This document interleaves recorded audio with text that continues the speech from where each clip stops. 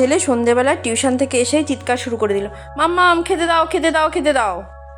আমি বললাম দাঁড়া দাঁড়া দিচ্ছি, খাবার তো আমি রেডি করে রাখিনি, একটু ব্যস্ত ছিলাম, ভাবছি কী দেই কী দেই কী দেই, ভাবতে ভাবতেই মাথায় একটা বুদ্ধি আসলো। 3টে ব্রেড ঘরে ছিল। আমি বললাম দাঁড়া দাঁড়া, 10 মিনিটের মধ্যেই তোকে খাবারটা রেডি করে দিচ্ছি। মাত্র 10 মিনিটের মধ্যে আমি একটা স্ন্যাক্স, হেলদি স্ন্যাক্স বলতে পারো, আমি ওর জন্য রেডি করে দিলাম। চলো দেখে নাও আমি কি স্ন্যাক্স বানাই।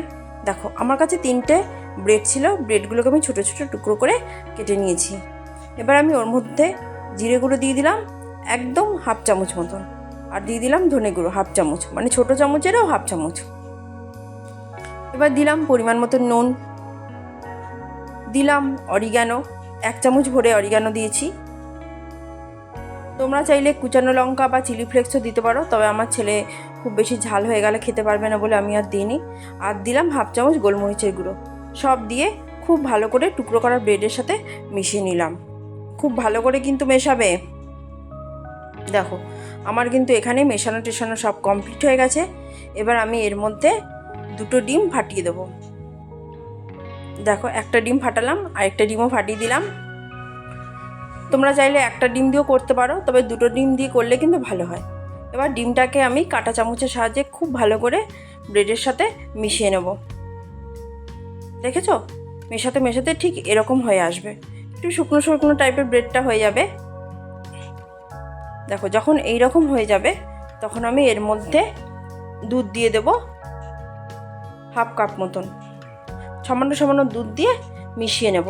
তোমরা চাইলে জলও দিতে পারো, তবে দুধ দিয়ে মেশালে না এটা ভালো টেস্টি হয় খেতে। দেখো এইদিকে আমার দুধ দিয়ে মেশানো টেশানো হয়ে গেছে। দেখো আমাদের ব্যাটারটা ঠিক এরকম হবে, একটু শুকনো শুকনো টাইপেরই হবে, ঠিক টাইপের যাকে বলে।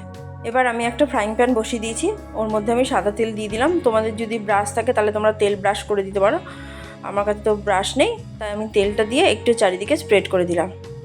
এবার দেখো ব্যাটারটা দেখেছো কেমন ঘন করেছি, এরকমই কিন্তু হবে।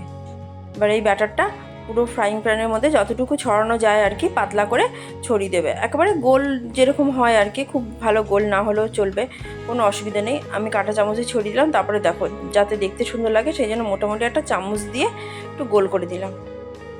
গ্যাসের আঁচটা কিন্তু একদম কমিয়ে রাখবে।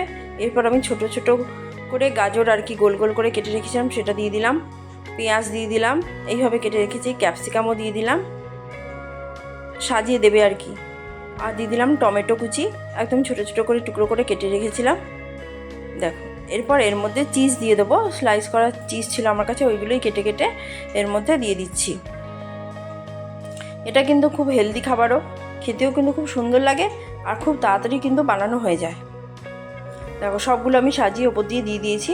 দেখো ওপরটা কিন্তু প্রায় হয়েও এসছে, একদম শক্ত শক্ত টাইপের হয়ে যাবে। দেখো দেখেছো এটা নিচ থেকে উঠে যাচ্ছে, এটা কিন্তু আর উল্টানো লাগবে না, এইভাবেই কিন্তু হয়ে যাবে। এবার আমি ঢেকে রাখবো, বেশিক্ষণ না, 3-4 মিনিট ঢেকে রাখলেই হবে। দেখো চিজটা কিন্তু একদম দেখেছো কেমন হয়ে গেছে, দেখতে যেরকম সুন্দর লাগছে খেতেও কিন্তু খুব সুন্দর হয়। এটা কিন্তু আমার একদম রেডি হয়ে গেছে। দেখো কালারটাও চেঞ্জ হয়ে গেছে এটা, দেখো তোমাদের তুলে দেখাচ্ছি, উপরের দিকটাও হয়ে যায় আর নিচের দিকটাও হয়ে গেছে। ব্যাস রেডি, টাটা।